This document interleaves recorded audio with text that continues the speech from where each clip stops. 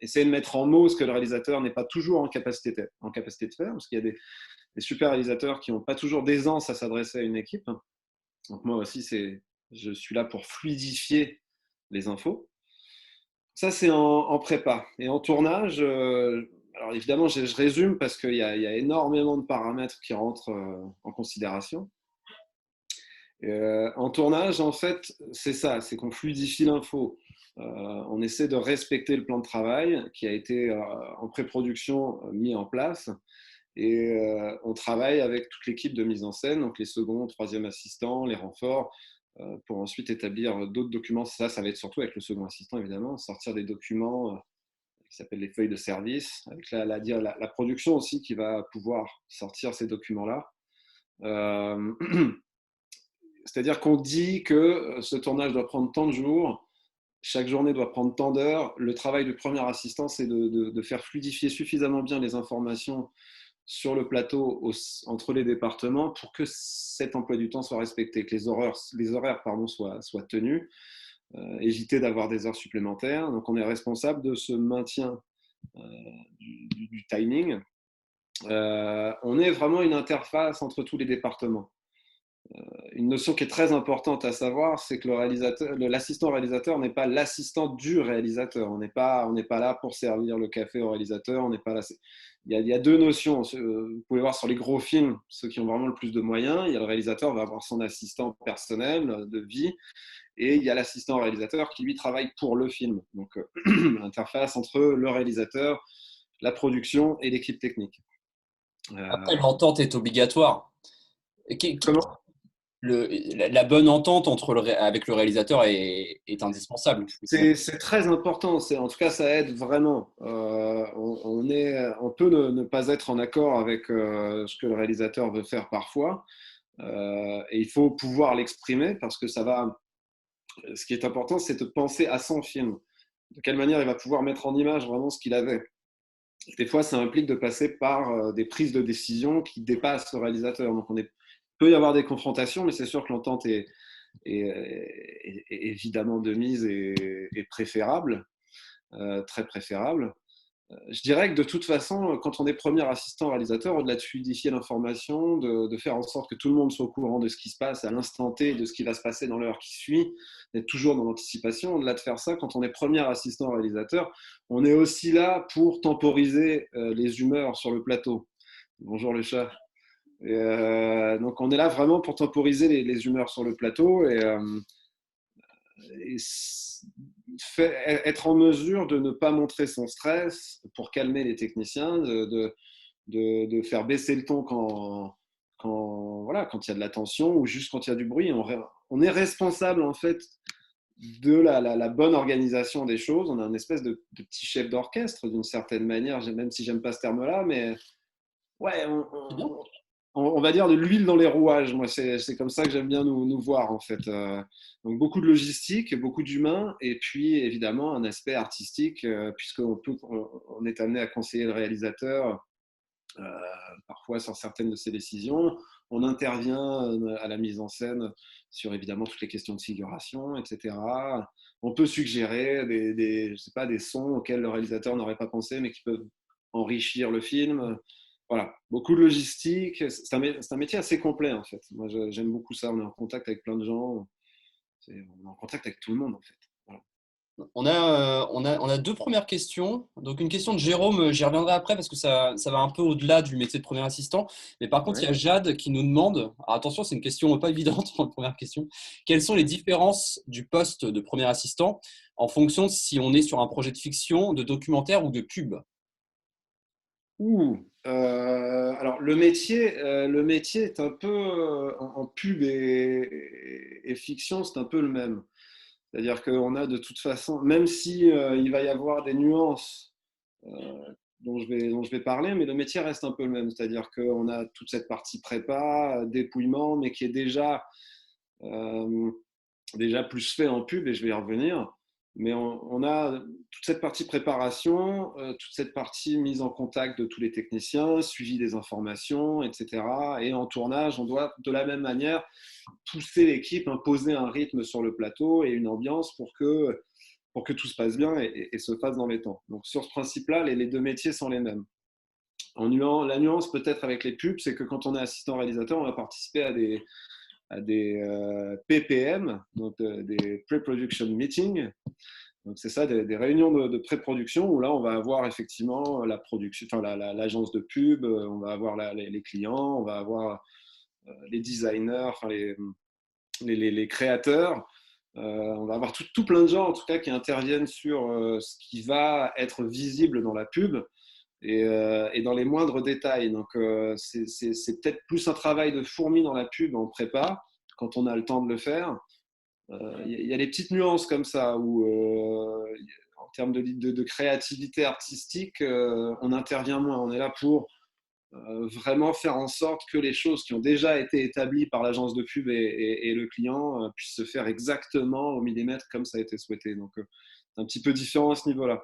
En documentaire, ça va être la nuance va être que on va avoir sans doute évidemment moins de gens à gérer sur le plateau. Euh, on va plus organiser des feuilles de route. On va peut-être avoir un boulot qui va rassembler des missions qui d'habitude sortiraient des missions du premier assistant réalisateur. Peut-être on pourra être amené à bosser sur des aspects plus logistiques encore. Étant donné que l'équipe est réduite, et c'est important qu'elle le soit dans certains contextes, voilà, si on va filmer une peuplade isolée par respect pour cette peuplade et voilà, histoire d'être humain, on est là pour prendre des images, pas pour les voler. Bah, ça implique de partir dans des toutes petites équipes. Donc voilà, pour faciliter, je dirais, cette mise en place-là, cette logistique-là, on va être amené à avoir d'autres choses à faire que ce qu'on est amené à faire d'habitude. Et on impose moins un rythme. Les choses se font un petit peu plus, on laisse vivre un peu plus les choses quand on est dans le documentaire. Voilà. Mais j'imagine que j'imagine qu'il y a plein de documentaires où il n'y a même pas de premier assistant. Il y a effectivement beaucoup de documentaires où il n'y a pas de premier assistant. Ouais.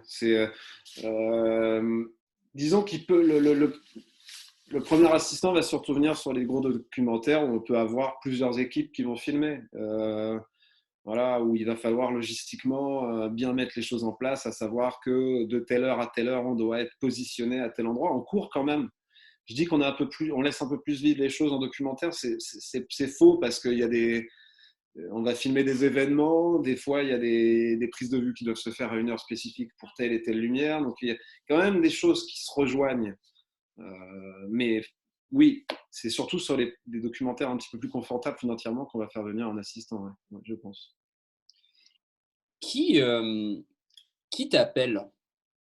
Qui m'appelle C'est le réalisateur ou c'est le producteur? c'est souvent, ça va souvent être un directeur de production. Directeur de production, directrice de production. Juste en deux mots, le directeur de prod, enfin, c'est quoi pour ceux qui ne Le, connaissent pas le directeur de production, c'est celui en fait qui va se faire confier le budget du film et qui va devoir faire en sorte de dépenser l'argent qui lui a été attribué de la façon la plus intelligente qui soit. Donc, tant pour que le budget soit respecté et que la production ne se retrouve pas en difficulté financière, que pour finalement mettre l'argent là où l'artistique ou la technique l'exige vraiment. Donc voilà, le directeur de production va faire un budget du film et tâcher de s'y tenir. Et voilà, donc c'est lui qui va aussi aider à composer l'équipe, qui va probablement dealer les salaires avec les techniciens. Voilà. C'est une interface un mauvais directeur de production peut couler une boîte ou couler un film artistiquement parce qu'il ne met pas l'argent là où il faut, pour résumer. Je me suis un peu... C'est ça. Donc je suis souvent appelé par un directeur de production ou par un assistant réalisateur qui n'a pas pu faire un projet, ou par Oui, c'est des fois le réalisateur qui m'appelle, mais c'est quand même plus rare. Le réalisateur va appeler quand on a déjà travaillé ensemble, souvent. Ouais, alors tu vois, et là pour le coup, je fais pas de la langue de bois pour animer la discussion, mais moi je pensais que, surtout en fiction, qu'il y avait des couples quand même réel premier assistant. Enfin, tu vois, des Bien sûr, il y en a. Guillaume Canet, je pense qu'il a le même premier assistant sur tous ses films, non? Bien sûr, enfin, je ne sais pas si Guillaume Canet prend toujours le premier, mais oui, oui, bien sûr qu'il y a des couples. Mais c'est-à-dire qu'il faut avoir travaillé avec cette personne une première fois. Je doute qu'un réalisateur, le réalisateur va sans doute faire le choix, parce on passe des entretiens aussi. On n'est pas forcément appelé en disant voilà, c'est toi qui as le poste. Donc on a des entretiens et le réalisateur peut largement faire son choix. Il Mhm. reste quand même chef de son département. Voilà. Mais le premier appel, quand on n'a jamais bossé avec le réalisateur, c'est rarement le réalisateur. Il Mhm. faut vraiment qu'il y ait eu à ce moment-là le Ouais, bouche à oreille qui a joué. Voilà. ouais, en gros, que ça se soit bien passé une première fois. Là, dans ce cas-là, le réalisateur peut, auprès de la production, Ouais, dire bah, moi, je veux bosser avec Guillaume. c'est ça. Ou alors il peut le suggérer, mais comme, pardon, excusez-moi, comme ça va se passer dans plein de métiers, c'est-à-dire j'ai un super collègue réalisateur qui m'a conseillé de bosser avec cette personne-là. Est-ce qu'on pourrait le faire venir pour le rencontrer, quoi. Voilà. Donc on peut être amené à être contacté par le réalisateur aussi, mais c'est vrai que c'est plus rare. Voilà. Mais c'est chouette, ouais, de suivre un réalisateur. Moi, je trouve que c'est un beau métier, assistant réalisateur, parce que euh, c'est vraiment, vraiment aider quelqu'un en y mettant l'énergie qu'on a, mais en tout cas mettre tout en œuvre pour que, voilà, que ce qui sort de la tête d'un réalisateur puisse se faire. Enfin, faut pas oublier quand on arrive sur un plateau que si on est tous là, c'est parce qu'il y a quelqu'un qui a eu l'idée de faire ce film-là. Donc, je trouve que c'est un formidable privilège que d'arriver et d'aider à impulser des énergies qui vont nous amener à ce que le film puisse se faire, quoi. Voilà. Question de Victor. Est-ce que l'on veut, assez intéressante, est-ce que l'on veut forcément devenir réalisateur quand on est premier assistant réalisateur? Et lui, il ajoute même, ou est-ce considéré comme un métier à part entière? Non, non, mais c'est une question très juste. Alors, il y a une incidence en fonction de l'endroit où on travaille. En Amérique du Nord, par exemple, c'est pas complètement considéré de la même façon qu'ici. Je dirais que pour devenir réalisateur quand on est au Québec, comme c'était le cas pour moi quand j'étais là-bas pendant 4 ans pour l'avoir vu, on ne devient pas réalisateur en devenant premier assistant à la base. C'est pas du tout c'est deux métiers totalement distincts. Voilà, c'est dans leur logique, c'est ça. Ça ne veut pas dire qu'il n'y a pas des premiers assistants réalisateurs qui sont devenus réalisateurs par la suite au Québec. Mais en tout cas, normalement, c'est pas comme ça que ça marche. Chez nous, c'est un peu plus le chemin qu'ont suivi bon nombre de réalisateurs qu'on connaît aujourd'hui, qui même s'ils l'ont fait qu'une seule fois, ils sont plus ou moins tous passés, quasiment tous passés par cette case-là. Pas l'intégralité, c'est pas une règle en soi, mais beaucoup l'ont fait.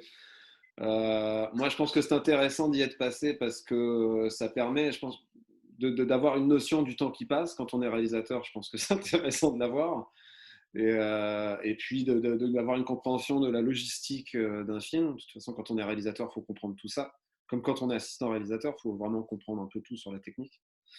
Mais pour revenir en tout cas à cette question-là, moi je pense qu'il y a des gens qui décident d'être assistants réalisateurs toute leur vie et qui en bougeront pas, qui sont pas du tout dans l'idée de réaliser des films, qui ne se voient pas les faire. Parce que réaliser un film, je peux vous dire que c'est d'une complexité pas racontable, quoi. C'est super, hein. Je veux encore une fois pas faire peur aux gens qui veulent réaliser des films, mais il faut y aller si on aime ça, mais ça implique de se mettre corps et âme. Les réalisateurs, ils prennent cher en 2 mois de tournage. Et, et toi alors? Enfin, Victor pose la même question que j'allais te poser.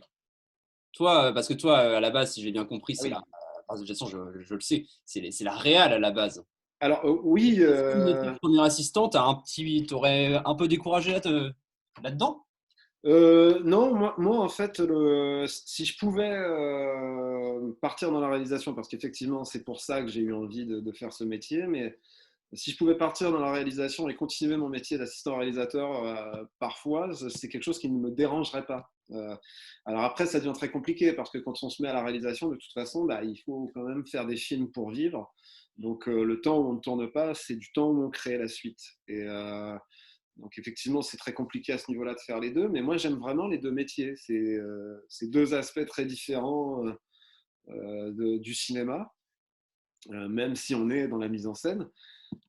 J'ai pas de frustration à pas réaliser. Euh, je serais, Si je devais faire un choix, ce serait la réalisation, mais j'aurais un pincement au cœur d'abandonner l'assistanat. Voilà. Pour résumer, c'est ça. Est-ce qu'il y a un réal, donc c'est une question de Jade, est-ce qu'il y a un réal avec qui tu rêverais de travailler? Je vais répondre à cette question en deux temps. La première, oui, évidemment, moi j'ai eu envie de faire du cinéma à l'époque où je regardais E.T., quoi. Donc, Ah ouais. ah mais oui, non mais moi je crois qu'il faut pas avoir peur des ambitions dans ce métier-là. C'est pour ça quand je disais tout à l'heure que c'est difficile, mais il faut croire en ses rêves et s'écouter. Euh, oui, c'est ça.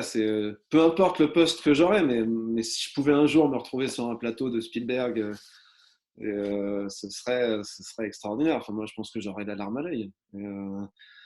Voilà, quel que soit le poste en mise en scène, mais j'adorerais voir comment évolue une machine comme celle d'un réalisateur comme lui. Après, donc ça, c'était la première réponse, la première partie de la réponse. La deuxième, c'est que j'adore en fait travailler avec plein de réalisateurs, des jeunes réalisateurs, parce que j'ai fait que des premiers longs métrages. Et je trouve ça génial, en fait. Je trouve ça génial parce que euh, assister à la naissance d'un artiste, c'est tout aussi intéressant que de bosser avec quelqu'un qui est en place depuis très longtemps, en fait. On va pas apprendre les mêmes choses, mais on va en apprendre à chaque fois de toutes les manières. Donc, ce qui est important dans le cinéma, quel que soit le réalisateur avec qui on travaille, c'est de travailler avec des gens bien, en fait. Et c'est avant tout un métier humain. On passe presque 24 heures sur 24 avec les gens quand on tourne à l'extérieur de chez nous. Donc, c'est important d'avoir des collaborations humaines, des échanges humains qui soient beaux avant tout. C'est ça qu'on retient d'un film. Vous pouvez bosser avec votre plus grande idole et vous rendre compte que c'est le pire énergumène du monde. Il ne faut pas oublier ça. Ouais, c'est un gros risque, ça, je pense. Ouais. Ouais. Donc voilà, oui, Steven Spielberg, haut et fort, mais voilà. Bah, j'espère que tu continueras, enfin, tu reviendras nous voir quand tu bosseras avec Spielberg. Ah bah, si j'y arrive un jour, mais je vais continuer. Moi, en tout cas, non, vraiment, j'adore bosser avec tout le monde à partir du moment où les gens sont sincères dans ce qu'ils font. Voilà. Quel que soit le réalisateur, quels que soient les techniciens, c'est bosser avec des gens qui aiment ce qu'ils font et qui sont sincères. C'est tout. Tout à l'heure, donc tu nous as parlé dans le descriptif des différentes missions d'un premier assistant réalisateur. On a bien vu que c'était très, très large, hein. Mhm. Tu parles de chef d'orchestre, moi je parle de couteau suisse. Euh, Ouais, le chef d'orchestre serait plus le réalisateur finalement, mais oui, tu as un peu raison. ouais. Le directeur de prod aussi peut être vu comme un chef d'orchestre. Ah bah, en fait, c'est-à-dire qu'il y a il y a des postes, tous les postes sont hyper importants parce que chaque maillon sur un tournage a une incidence sur tout. C'est-à-dire qu'un accessoire qui peut arriver en retard un matin peut planter toute une équipe pendant une heure. Donc tout le monde joue un rôle très important. Mais c'est vrai que sur la logistique, sur la fabrication du film en tant que tel, il y a des grosses informations qui circulent entre l'assistant réalisateur, le régisseur général et le directeur de production. Évidemment que ces trois-là ont tous les aspects logistiques et financiers à portée de leurs mains, quoi. Donc oui, les métiers se rejoignent. C'est sur certains aspects des pratiques, enfin pas des pratiques, mais des- des- des- c'est un processus intellectuel qui est assez similaire en fait. Voilà, c'est ça que je voulais dire. Et donc, du coup, dans la façon dont tu as décrit l'émission, on a bien compris qu'il y avait il y avait déjà une grosse partie du boulot en prépa, donc Ouais. avant même que le tournage se déroule. Qu'est-ce que ça veut dire justement? C'est combien de temps avant le tournage tu arrives sur un projet?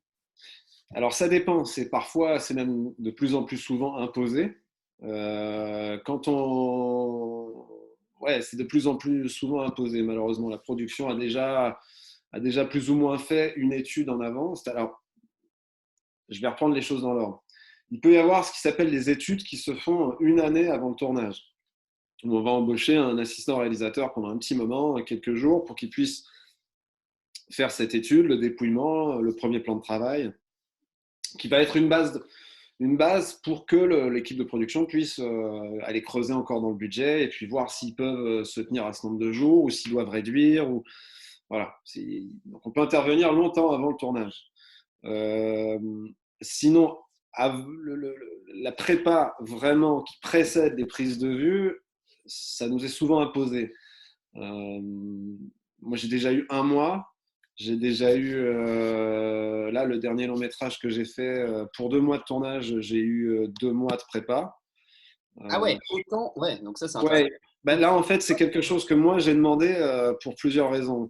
La première raison, c'est que je n'avais jamais bossé avec ce réalisateur-là en tant qu'assistant. J'avais travaillé pour lui l'an dernier, mais j'étais régisseur général, puisque c'est aussi un métier que je fais, mais je ne vais pas partir là-dessus, sinon. C'est un prochain live. Ouais, voilà. Mais j'avais bossé pour lui comme régisseur général, mais comme réalisateur, je ne le connaissais pas. Et je savais qu'il avait une méthode de travail qui était bien à lui. Donc, je voulais pouvoir passer du temps très, très, très décontracté avec lui, chez lui, vivre en fait avec ce réalisateur-là. En plus, c'était un tournage en Haïti, donc même si je connaissais le pays où j'avais tourné déjà, il fallait que je revoie dans ma pratique d'assistant réalisateur comment j'allais pouvoir appliquer mon travail, pratiquer mon travail, donc organiser les séances de répétition. Il y avait beaucoup de choses qui faisaient que j'ai demandé à avoir eu ces 2 mois, mais je le ferai pas sur chaque film. Et quand on peut le faire, c'est cool. Voilà. C'est souvent imposé et souvent on manque de temps. C'est pour ça qu'on est complètement, on n'a plus de vie en fait. On arrive peu avant le tournage, souvent un mois et un mois et demi peut-être. Et donc on travaille, on fait des journées folles pour essayer de rattraper tout ça, quoi. Nouvelle question de Victor. Quelle a été ta meilleure expérience de tournage et pourquoi? Euh, Essayons, si ça peut être en tant que premier assistant, c'est comme Ouais, ça. ouais, ouais. Alors, c'est pas du tout de la langue de bois. C'est pas du tout de la langue de bois. Euh, mais chaque projet a vraiment des moments qui sont très forts. Et c'est comme. Ouais, j'aurais beaucoup de mal à pouvoir dire quel a été le meilleur moment. Le premier long métrage que j'ai fait, ça a été voilà, mon premier jour sur le plateau en tant que premier assistant sur un long. Ça, c'était juste un souvenir qui m'a vraiment marqué. En Haïti, ça a été de voir, je sais pas moi, on a tourné une journée dans une école avec il y avait une trentaine d'enfants. Et à la fin, on a fait la ronde avec les enfants, on s'est pris dans les bras. Ça, c'est des moments qui sont franchement fantastiques, mais qui sont plus humains. Il y a eu des moments de grâce sur des plateaux où il y a toutes les étoiles s'alignent, le réalisateur a l'idée de génie, les acteurs sont fantastiques, l'équipe technique fait un truc génial. Il y a plein de moments comme ça dans ce métier qui sont tellement épars et éclatés que c'est très compliqué de dire quel est le meilleur moment. Il y a des moments très durs sur chaque tournage et des moments de joie qui ne sont pas racontables tant qu'on ne les vit pas en fait. Mais quand on est 40 personnes avec toute l'équipe et qu'il y a quelque chose de très très dur qui nous faisait peur, qu'on réussit à faire tous ensemble, ça c'est des moments géniaux. Donc vraiment, sans langue de bois, c'est très compliqué, Victor, de répondre à cette question, mais ce métier est fait de fantastiques surprises. Donc voilà. Si on se repositionne un petit peu, voilà, j'ai 18 ans, je viens d'avoir mon bac, je veux être premier assistant réalisateur. J'ai donc du coup à 18 ans aussi, j'ai fait des petits courts-métrages avec mes potes, ce qui est déjà super bien. Tu as parlé du bénévolat dans ta présentation. Comment je m'y prends? Alors, il y a effectivement les écoles de cinéma, il y a les BTS, donc il y a les écoles publiques, les écoles privées. Moi, j'encouragerais jamais personne à faire ce que j'ai fait. Je suis content de mon expérience pour ma part d'autodidacte sans études en cinéma parce que je me suis fait ma propre expérience et j'ai appris des gens sur les plateaux. Je trouvais ça super cool. Mais si je devais revenir en arrière, faire une école, c'est quelque chose que je ne trouverais pas stupide, parce que faire une école, ça apporte une théorie, ça apporte quand même une forme de rigueur, ça va peut-être remettre aussi en place par rapport à l'évolution de ce métier. Hein. Ce métier évolue constamment, constamment, constamment. Techniquement, il faut toujours voilà, se tenir informé de ce qui arrive. Donc bref, suivre une école, ça permet d'amener quand même la théorie, et puis de la pratique pour certaines écoles quand même qui permettent aux étudiants de tourner régulièrement, ou au moins un film ou deux dans l'année. Et puis ça amène aussi un certain carnet d'adresses. Voilà, c'est un métier où il faut toujours être constamment, il faut exister. La meilleure chose que je puisse dire, c'est je pense qu'il faut exister. Il y a 1000 conseils à donner, 1000 chemins qui mènent à Rome vraiment, et 1000 manières d'arriver à ce métier, mais je pense qu'il faut exister. Donc, il faut aller à des rencontres avec des techniciens, il ne faut pas hésiter à aller faire de la figuration quand on n'a jamais mis le nez sur un plateau. Et puis, quand on va faire de la figuration, qu'on aille parler avec un technicien. Et puis, faire des stages. Oui, faire des stages. Les stages, c'est super. Quand on travaille bien dans un stage, on est repris. Quand ça s'est bien passé avec l'employeur aussi, évidemment, il faut que ça aille dans les deux sens. Mais voilà, je n'irai jamais contre les écoles, bien au contraire. Je n'irai jamais contre le bénévolat. Après, il faut que ce soit du bénévolat respectueux. Il y a bénévolat et il y a aussi quand même de l'abus là. Il y a beaucoup de tournages qui malheureusement de petits films où je pense qu'il faut savoir quand même se respecter un minimum. C'est-à-dire que travailler gratuitement et faire des heures quand on est passionné, il faut y aller. Mais il faut, je pense aussi, travailler dans la sécurité, toujours.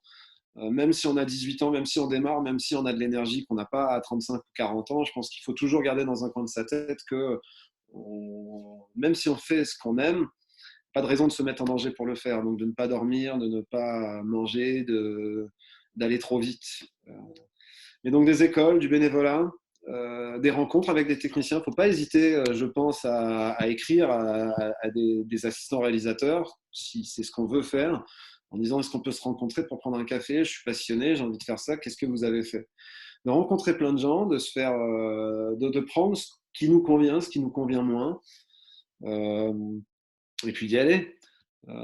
Ne pas avoir peur de ses doutes aussi, ne pas avoir peur quand on se dit mais j'arriverai jamais à faire ce métier-là parce que c'est trop difficile. La phrase il y a beaucoup d'appelés, peu d'élus, vous l'entendrez des tas de fois. Il faut se protéger du scepticisme des gens, y croire, ne jamais rien lâcher. Il faut manger de la vache enragée quand même, mais ça marche vraiment. Enfin voilà, il faut y aller, il faut y croire. C'est pas plus difficile qu'un autre métier, vraiment. Faut juste y aller à fond avec sincérité, puis travailler sérieusement en se respectant. Voilà. C'est un métier au-delà des compétences où le réseau est quand même, enfin le carnet d'adresse est quand même important. Ah oui, oui, oui, oui. Oui, en fait, c'est un métier où il faut avoir constamment conscience que ça peut très très bien marcher pendant 10 ans. Et puis effectivement, c'est exponentiel parce que si on a fait du bon boulot, on est rappelé ou alors on est référé par des gens. Euh, donc c'est très ingrat parce que ça peut super bien marcher comme ça pendant 10 ans et le jour où on fait une grosse connerie, voilà, ça ne marche plus. Donc le bouche-oreille se fait dans les deux sens, le réseau se fait dans les deux sens. Et à contrario, je pense qu'on peut être le meilleur du monde en compétences. Il y a une dimension humaine aussi dans le cinéma. Oui, oui, oui, oui, oui. Si tu es le meilleur du monde mais que tu es un immense connard, tu bosseras pas. C'est ça, c'est-à-dire que et de plus en plus, en fait, les gens n'ont pas envie de bosser avec des abrutis. Alors, on en trouvera toujours, comme dans tous les milieux, ça arrive que de croiser des abrutis, c'est comme ça, c'est la vie. Euh, il y en a des très très bons, j'en ai vu des très désagréables, des très très bons, mais ils se comptent sur les doigts de la main. Pour se permettre d'être désagréable dans ce milieu, il faut être sacrément bon. Là. Et de toutes les manières, c'est de moins en moins toléré. C'est important de travailler dans de bonnes conditions. Les gens n'ont pas envie de se faire engueuler le matin quand ils arrivent. Quoi. Voilà. Les gens ont envie de prendre du plaisir. On fait un beau métier, alors pourquoi le gâcher? Il y a une dimension dont on n'en a pas parlé, c'est que le premier assistant, il peut et il est souvent entouré d'une équipe. Mm-hmm. peux nous en dire un mot? Toi, est-ce que tu bosses seul? Troisième et second assistant. Alors, ça dépend du film. Moi, j'ai fait des films où il n'y avait vraiment pas, mais pas une cacahuète. Ça, c'était des premiers films que j'ai fait au Québec où j'étais seul à travailler dessus. Et puis j'ai fait d'autres films où il n'y avait pas d'argent et où la disposition du film permettait de travailler seul, mais c'est quand même compliqué là. J'étais aidé d'une certaine manière, je trouvais une épaule ailleurs. Mais sinon, la hiérarchie, comment ça se passe? Donc, il y a le premier assistant réalisateur, donc en l'occurrence, qui est sur le plateau, qui travaille en prépa, mais en tournage, il est sur le plateau et en collaboration donc avec son équipe. Deuxième assistante, c'est, on va dire, c'est la personne qui va aller vraiment dans tout le détail. Le premier assistant réalisateur, lui, va avoir le big picture quoi, dans la tête de comment ça va s'organiser ce tournage. Et puis la seconde assistante, ça va être plus un boulot, ça va être plus ouais, dans les détails, prendre les contacts avec les gens, les convocations, aller chercher éventuellement des techniciens, envoyer des annonces pour des décors qu'on cherche. Voilà, c'est quelque chose de plus administratif. Vraiment, elle va transmettre des documents à l'équipe, plus aussi. Le troisième assistant, et je dis elle, d'ailleurs c'est il ou elle, je ne sais pas pourquoi je dis elle, c'est parce que j'ai beaucoup d'amis secondes, mais j'ai beaucoup d'amis seconds aussi. Euh, Pardonnez-moi pour ça. Et troisième assistant réalisateur ou réalisatrice, c'est vraiment le lien entre les loges et le plateau. Donc c'est la personne qui va passer le plus de temps avec les comédiens, qui va pouvoir seconder l'assistant sur le plateau, le premier assistant sur la mise en place des acteurs, sur le décor. Ça peut être donner un coup de main aussi à de la figuration parfois. C'est vraiment faire un lien entre les loges et le plateau, quoi. Et rester proche des comédiens pour être à leur écoute s'ils ont des requêtes. Voilà. Sur les gros projets, tu vas avoir un stagiaire mise en scène en plus. Ah oui, oui, oui, il va y avoir des stagiaires mis en scène, il va y avoir toute la partie figuration, donc les chefs de file, voilà, il va y avoir les chargés de figuration, il va y avoir. Et puis il y a des termes, il y en a encore. Sur un Mission Impossible, on ne les compte plus, quoi. Sur un Mission Impossible, c'est une armée, hein, littéralement. Hein. Moi, je ne sais plus, je crois que le plus gros film que j'ai fait au Québec, je ne sais plus combien on était en mise en scène, et les hiérarchies étaient un peu différentes, mais juste pour la figuration, on était plusieurs dizaines, parce Ouais. qu'il y avait vraiment beaucoup de monde, quoi. Proportionnel au nombre de figurants, en fait. Ouais, vraiment. Ouais. Jeanne nous demande combien de temps es-tu resté troisième puis second avant de devenir premier, mais je crois que toi, ça fait... Ah ouais, alors ça, c'est vrai que j'en ai pas parlé, c'est très intéressant. Très bonne question, j'ai complètement oublié, mon Dieu. Moi, j'ai jamais été troisième et second vraiment. J'ai fait un peu de troisième, un peu de second sur du court, essentiellement. Mais moi, en fait, j'ai été catapulté premier bien malgré moi, parce que j'ai commencé sur du court métrage.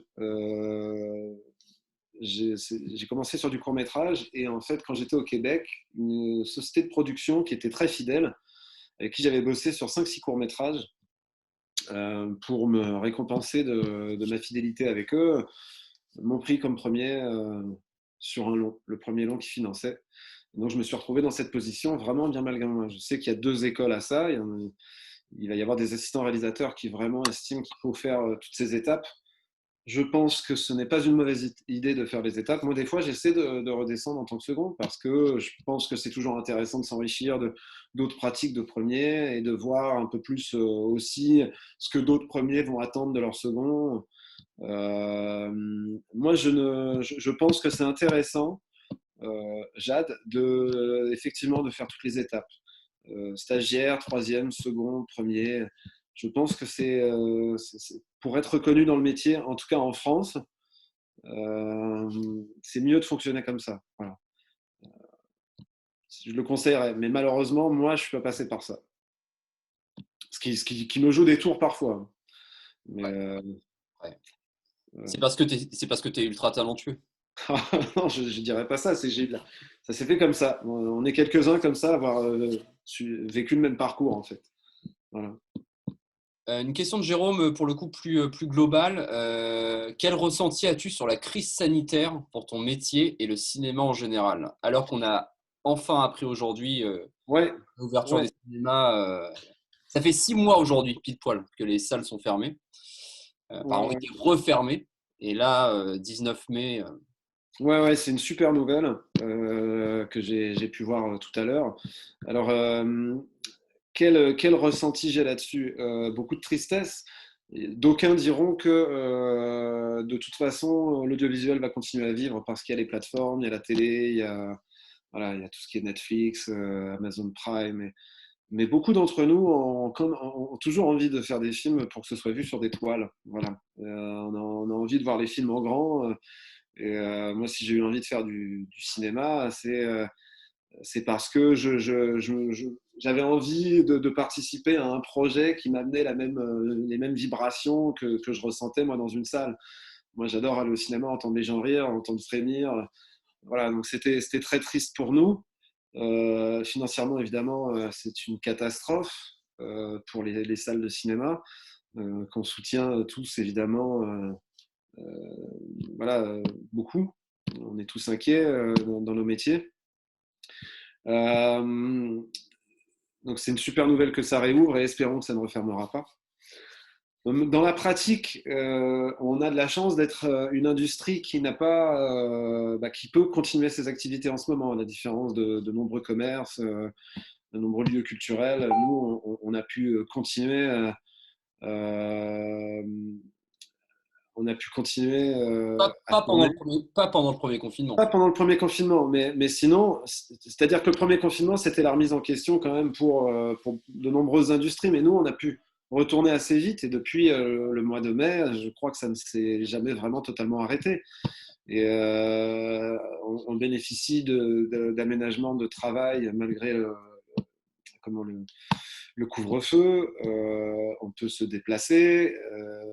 Il y a des restrictions sanitaires qu'il faut évidemment appliquer et ça a une incidence sur ma pratique dans la mesure où on a tout un protocole à respecter sur les tournages qui implique des changements de masque tous les 4 heures, la manipulation d'accessoires, de costumes d'une manière beaucoup plus restreinte qu'avant.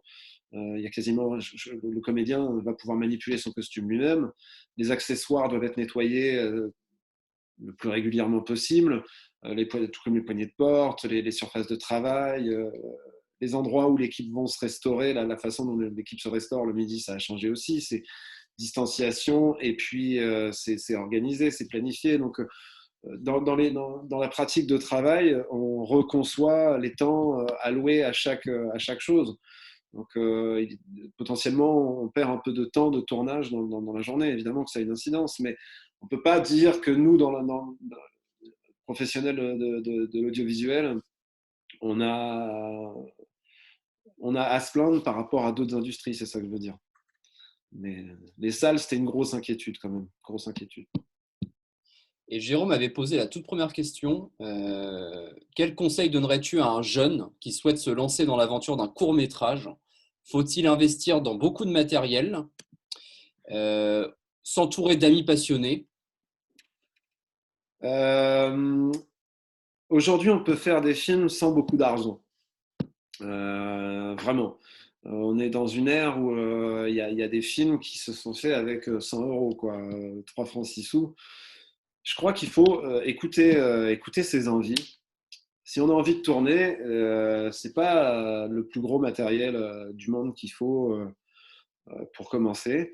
C'est de l'imagination, c'est des copains, c'est des envies et puis voilà, un petit peu de temps libre les mercredis après-midi pour shooter pour les plus jeunes. Et puis après, il y a des logiciels qui sont maintenant très simples et qui coûtent vraiment pas très cher pour faire des premiers montages. Voire zéro, hein. DaVinci Voire Resolve zéro. quand même bouleversé le game, quoi.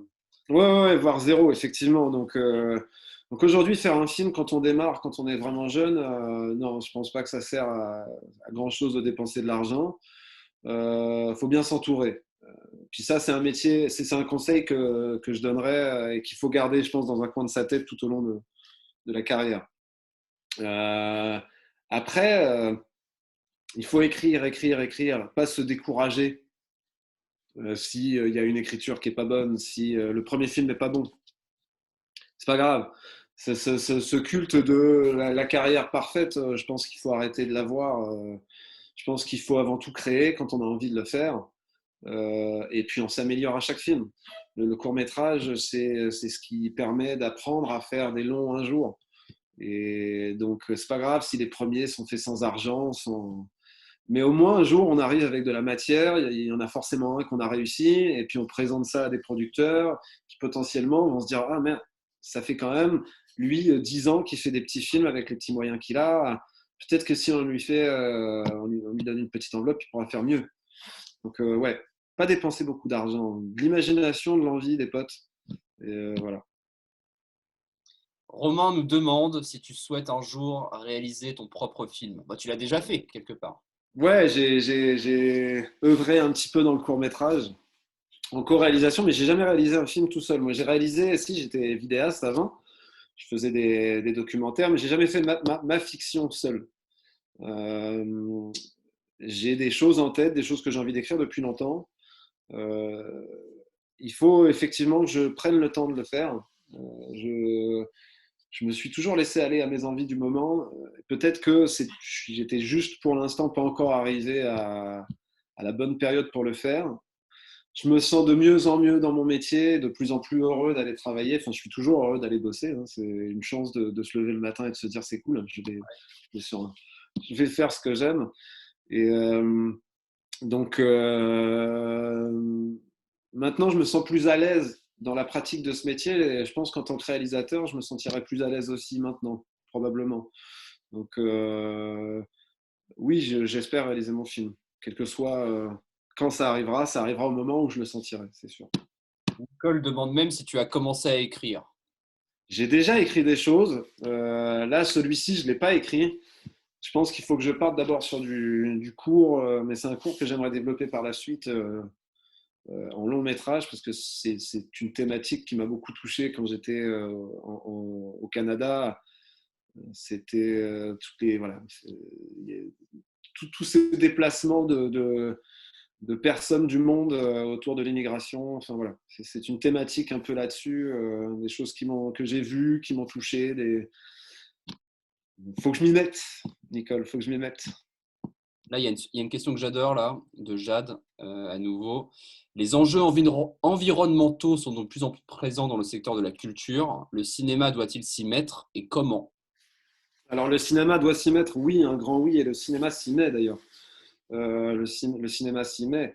Il y a beaucoup de plus en plus de conversations qu'on a entre professionnels du milieu sur justement les pratiques à suivre de plus en plus pour avoir un impact carbone qui soit limité, pour voilà, juste être un petit peu plus dans ce qu'on devrait faire, puisqu'on on a des pratiques. Si on ne fait pas attention, le cinéma, ça peut générer énormément de déchets, hein. C'est une grosse équipe, c'est voilà. Donc, il y a de plus en plus d'entreprises qui se montent, de cabinets de conseil qui se montent mais d'entreprises vraiment qui sont spécialisées dans du matériel réutilisable. Donc, c'est l'arrêt de gobelets, c'est en plastique, c'est que des gobelets, des éco-cups. Ça va être on sensibilise de plus en plus aussi au recyclage de décors. Voilà, recyclage de décors pour plusieurs films.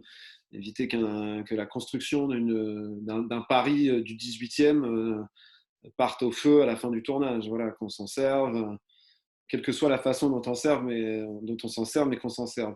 Donc oui, le cinéma est très sensible à ça, sur aussi sur les énergies d'éclairage à basse consommation, sur les consommations de bouteilles d'eau, on essaie de plus en plus de limiter les déchets et les dépenses en énergie. Voilà. Au final, c'est quoi un bon premier assistant réalisateur? Oh là là. Euh, je vais penser à un premier assistant réalisateur voilà, que j'ai déjà entendu parler et avec qui je n'ai jamais pu travailler, mais j'ai entendu son discours et je le rejoins beaucoup dans ça. Je pense qu'il faut avant tout aimer les gens. Faut aimer les gens vraiment parce que c'est un métier où il faut avoir de la patience. Faut gérer ses propres nerfs en plus de devoir gérer ceux des autres. Bah, et à un moment donné, quand on rentre dans un tournage, il peut y avoir, si on n'est pas forcément chez nous et qu'on est parti plusieurs semaines, voire plusieurs mois, il peut y avoir un moment donné où les émotions prennent le dessus. Donc, il faut aussi être là pour pouvoir remonter le moral parfois, être une épaule. Il faut adorer le cinéma. Faut adorer le cinéma. Je pense. Faut vraiment l'aimer parce que c'est quand on tourne, on n'a pas de vie. Donc c'est de lourds horaires et c'est pas forcément des retours ni à la maison tous les soirs, voire toutes les semaines, voire tous les mois. Je pense qu'il faut, oui, il faut vraiment aimer le cinéma et pas forcément vouloir briller. Le métier de premier assistant réalisateur, c'est un métier de l'ombre. Il y aura, enfin, il n'y a pas de César du meilleur premier assistant réalisateur, donc il faut surtout avoir envie que le film se fasse et accepter de s'effacer derrière la vision d'un réalisateur. Voilà, on est là pour servir une vision. Donc je dirais qu'il faut avoir ces capacités-là, des capacités d'écoute, des capacités de transmission, et puis une passion pour le cinéma et pour les gens. Voilà. Au final, Et vas-y, vas-y. une dernière chose, il faut savoir gérer ses émotions, il faut savoir gérer le stress. Voilà, c'est quand même hyper stressant. Premier assistant réalisateur, c'est stressant, donc il faut apprendre à gérer avec ça et dédramatiser peut-être un peu les choses. Voilà. Mais voilà. Au final, c'est celui qui gueule, quoi.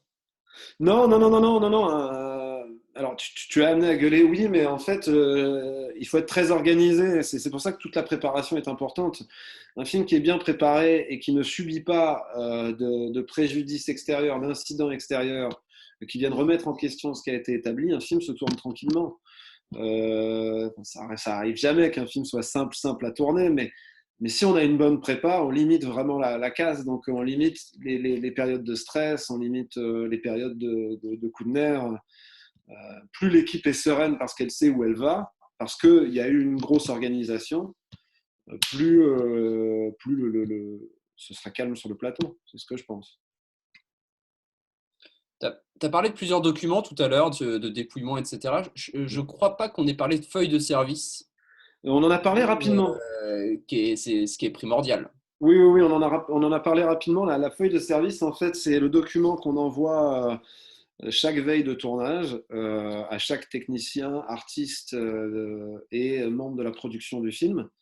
Voilà, c'est une feuille de route avec les heures de convocation des différents départements, le lieu enfin, les adresses des décors, s'il y en a plusieurs, les moyens de transport éventuels, les heures de ramassage de personnes s'il y a des régisseurs ou d'autres techniciens qui viennent faire des pick-up pour vous emmener sur le plateau. Ça rassemble toutes les séquences. Dans ce document, vous voyez toutes les séquences qu'on va faire dans la journée, ce qu'elles impliquent techniquement. S'il y a du matériel spécifique cette journée-là, on mettra par exemple qu'on tourne avec un drone ou avec un steadicam. On va y noter les accessoires, on va y noter les costumes, le maquillage, les horaires où les comédiens vont passer en costume, en maquillage, tout un tas d'informations comme ça. Éventuellement des informations d'urgence. En ce moment, on y met un bandeau aussi sur les mesures sanitaires à respecter en dehors du plateau et sur le plateau. Voilà. C'est tout un tas d'informations qui sont normalement légalement recevables. Hein, si à un moment donné il y a litige, voilà, ce sont des informations qui servent à la production après pour les paiements, pour tout en fait. Ça sert à tout le monde. Voilà. Si on résume, donc c'est déjà une question que je t'ai posée sur le métier de premier assistant. Enfin, qu'est-ce qu'il fallait en fait pour être un bon premier assistant? Mais si on essaye de parler plus de qualité humaine, donc je vais loin, hein, je suis chiant, mais c'est quoi? Euh, Enfin, c'est de l'empathie, c'est du self-control, alors, c'est quoi ton cocktail c'est du self-control, ça c'est certain. C'est du self-control. Après, on est humain, hein, des fois ça peut sortir, mais c'est beaucoup de self-control. C'est oui, beaucoup d'écoute. C'est aussi avoir. je sais pas si c'est, oui, c'est avoir de l'empathie dans la forme où je pense qu'aimer les gens, c'est un gros plus, vraiment. Je pense que c'est important d'avoir envie d'aller avec les gens. C'est un métier où on est tellement amené à voir les gens que si la présence du monde vous agace rapidement, je pense qu'il ne faut pas faire premier assistant réalisateur. Et, je sais que quand je reviens d'un tournage, moi, j'ai besoin de me reposer, j'ai besoin d'être seul pendant un moment parce que justement pendant le tournage et même en prépa, je suis entouré de beaucoup de gens. J'adore ça, mais j'ai toujours besoin de me ressourcer un peu. Donc c'est du self-control, un sens de l'organisation, euh, une passion pour les gens et, un sens de l'anticipation quand même qui doit pas du tout être oublié, bien au contraire. Faut avoir, faut avoir toujours quelques journées d'avance au moins, voire plus, voire plus. Parce que si vous avez pas fait, enfin, si vous avez oublié de faire venir, par exemple, je sais pas moi, le cadre photo de la famille du personnage principal qui doit être accroché dans les escaliers dans la séquence, et le jour du tournage, on a oublié de la prendre cette photo avant qu'on filme, eh ben, on peut dire adieu à cet accessoire dans le décor. Donc voilà, il faut toujours, faut vraiment Hmm. avoir des journées d'avance, ouais, être en avance. Et c'est le premier qui arrive le matin ou pas forcément? Non, pas forcément. La régie, c'est un département qu'il faut grandement respecter. Enfin, tous les départements méritent le respect, mais les régisseurs font des horaires complètement fous. Et ce sont en général eux qui arrivent les premiers le matin. Moi, j'aime arriver tôt. Moi, j'aime bien arriver tôt parce que j'aime déjà me prendre mon petit café. Si j'ai pas mon petit café le matin, je suis stupide. Et, et puis moi, j'aime voir l'ambiance monter sur un plateau. J'aime pas arriver à la dernière minute. Euh, mais sinon, je peux arriver une heure avant qu'on tourne, quoi. Et il y en a tandis qu'il y en a qui vont arriver jusqu'à 3 4 heures avant, s'il y a du maquillage, s'il y a des grosses installs. Voilà. J'ai une question bon, un peu hors sujet, mais Jade demande la différence dans le système de financement entre les projets en France et au Québec. Parce que je le rappelle pour ceux qui nous rejoignent, tu as fait plusieurs années à travailler au Québec.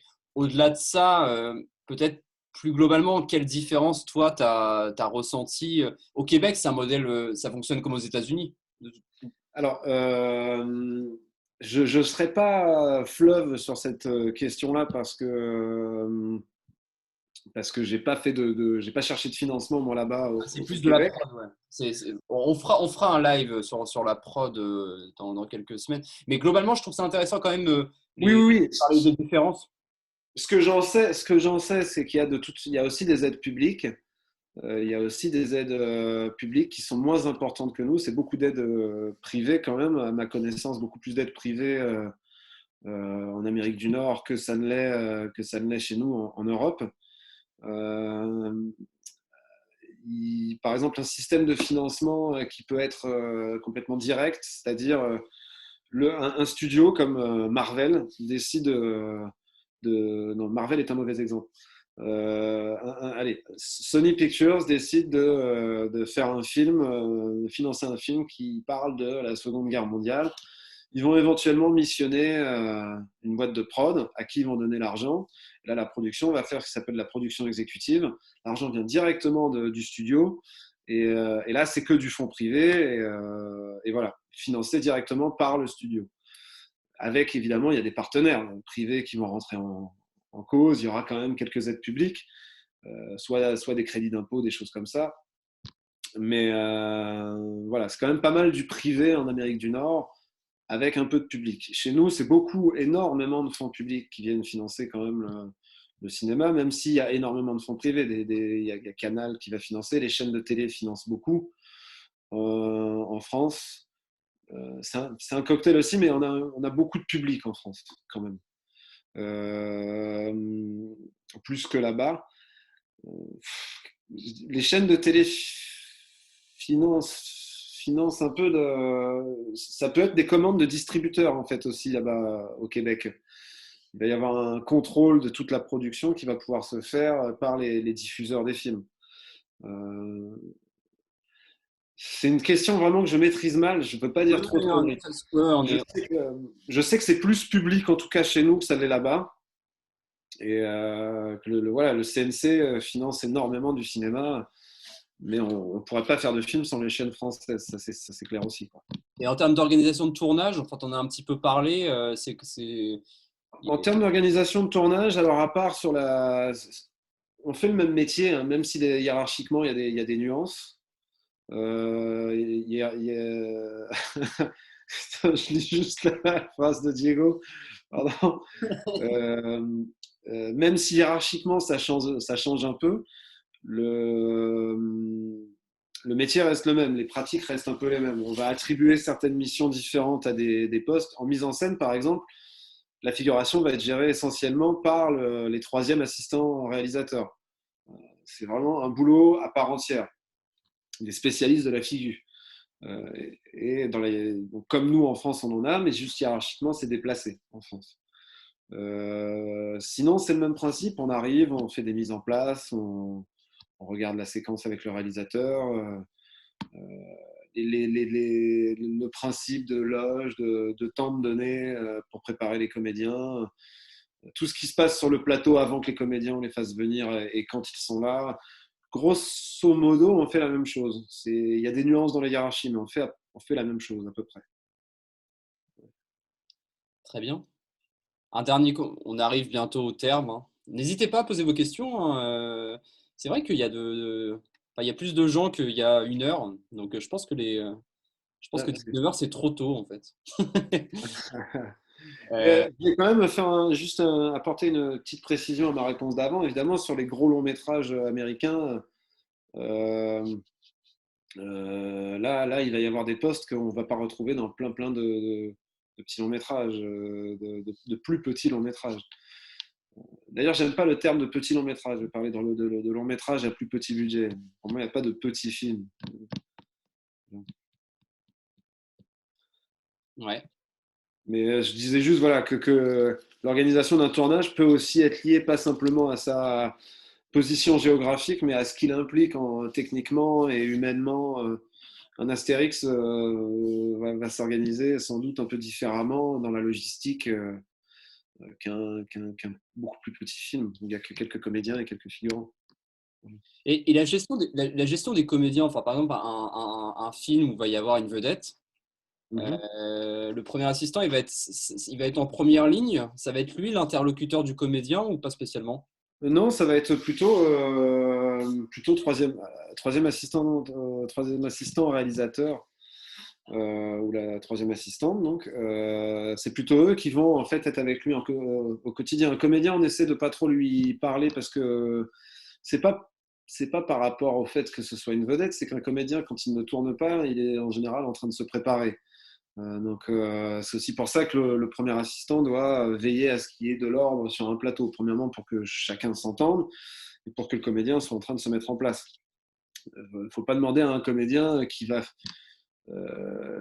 tourner une scène hyper intense de vous raconter des blagues 2 secondes avant. Il y en a qui sont capables, mais la majorité ont besoin de se mettre dans Ouais, une je espèce comprends. de mood. Et la troisième assistante va l'accompagner, ou le troisième assistant, pardon, va l'accompagner entre les loges et le plateau, va être à sa disposition s'il y a besoin.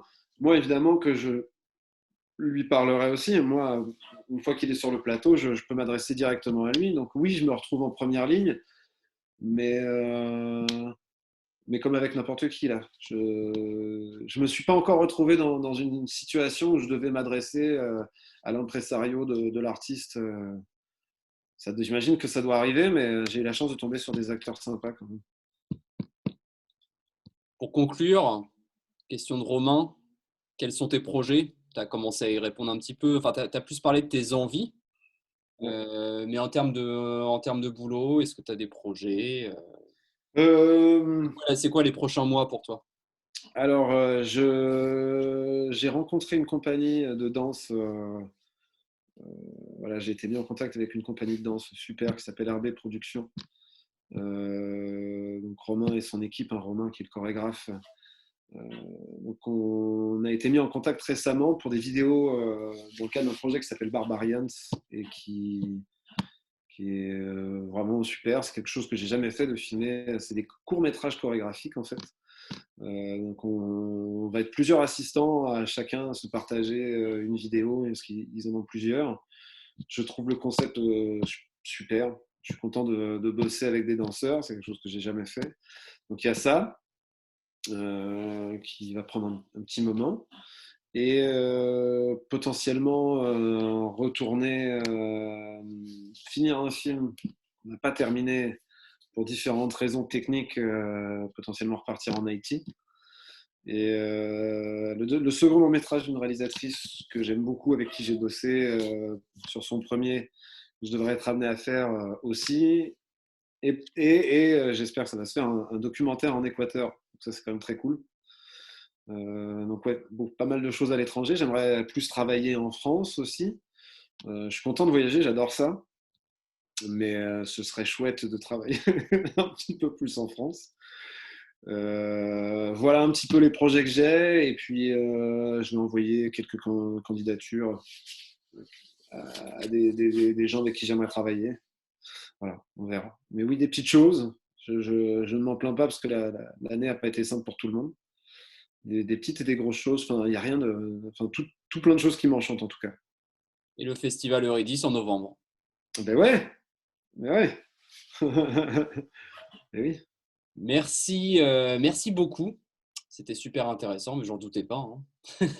C'est quoi le meilleur moyen s'il y a des gens qui veulent suivre ton actualité, éventuellement t'envoyer leur Ben, CV? Tu prends... Non, ça peut être une bonne question. Est-ce que tu prends des stagiaires mis en scène sur certains de tes projets? Parce que tu as la... pour l'instant, j'y ai pas encore été amené parce que bah, moi, je suis revenu, c'est ça, du Canada fin 2018 et je suis parti assez rapidement à l'étranger pour faire d'autres films. Donc, j'ai pas encore travaillé sur des projets assez conséquents en France pour faire venir un stagiaire. Mais si, dès que ça arrivera, parce que ça va arriver, avec plaisir, avec grand plaisir. Ouais, ouais, ouais, bah, pour me contacter, c'est pas. C'est quoi le meilleur moyen de te suivre? Oui, contactez-moi sur Facebook, hein. Ne m'écrivez pas en MP si vous ne me demandez pas comme ami, parce que je ne vais pas souvent voir les messages, les invitations par message. Donc il y a des gens des fois qui doivent être choqués, qui se rendent compte que je ne leur ai pas écrit en 6 mois. Et, Ouais, mais ça... Non, mais de toute façon, les messages, moi, ça m'est arrivé plein de fois. On les reçoit pas. bah, c'est ça. Enfin, on les reçoit, mais dans un dossier à part, donc il n'y a pas de notification, il n'y a rien. Donc non, faut pas faire ça. Mais d'un autre côté, c'est bien d'accompagner une invitation sur LinkedIn ou ailleurs d'un petit message aussi, quoi. Oui, oui, oui, non, mais c'est ça. Il ne faut pas hésiter à m'envoyer un petit message. En plus d'une demande d'invitation, il y a pas de problème. Et si vous avez des questions, moi, ça me fera plaisir d'y répondre.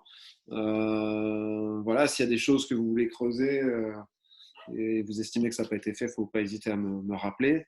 Voilà, j'aurais aimé être plus local sur les questions de production, mais qui ne sont pas du Ah non, tout mon domaine. c'était pas le sujet. Mais ça fera l'objet d'un prochain live, de toute façon. Voilà, et puis bah, si à l'occasion je peux montrer des petits documents, ce que c'est qu'un dépouillement, ce que c'est, voilà, ça me fera bien plaisir d'envoyer ça. Euh, voilà, s'il y a d'autres infos qui me reviennent, je vous les enverrai. Voilà. Super. Merci beaucoup, Git.